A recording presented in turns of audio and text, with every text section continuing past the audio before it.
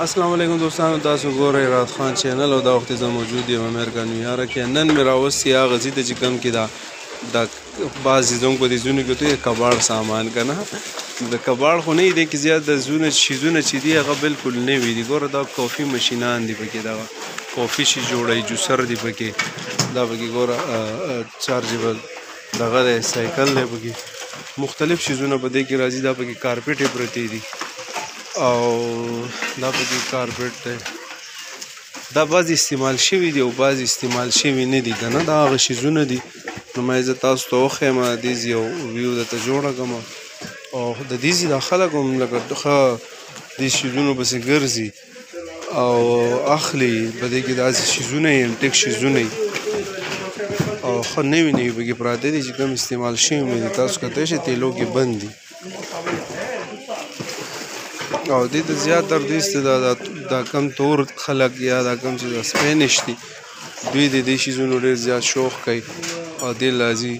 دا پکې هغه دغه پراته دي، بلیچ یا کپړو دغه انځلو شیزونه دي، هغه اخوا پکې کپړې پرتې دي.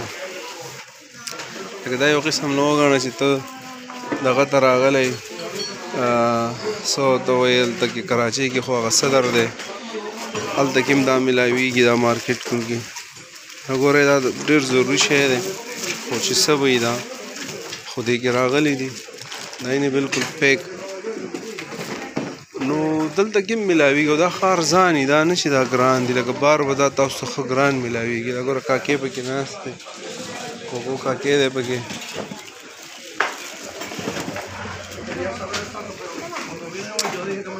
دا مخامخ پکې کپړې لګېدلي دي، مختلف شرټونه دي پکې، پینټونه دي پکې. نور هم دا نور کلم ښه کافي کلاوي خو اوس لږ مختصر دی. ما یې زه تاسو ته وښیم څه شیزونه هغه دي مخامخ لګېدلي، کوم چې ضروري یا لږ ګران شیزونه دي هغه یې مخامخ لګولي دي. ښه قیمتي شیزونه پکې پراته دي. ګورو چې پکې زموږ پکې د کار سره وځي. No, excuse me, brother. Excuse me.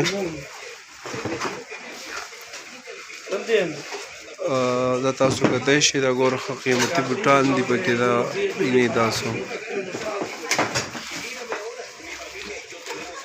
کیبلې هر یو شی پکې میلاویږي. نو داسې ویډیوګانو لپاره تاسو زما چینل سبسکرایب کولی شئ. میلاویږي به د نوي معلومات سره او نوي ویډیو سره. د خپل ځان ډېر خیال ساتئ، د خپلو مشرانو خاص کر خپل مور او پلار، او انشاءالله میلاویږو نوي معلومات سره. خدای په امان.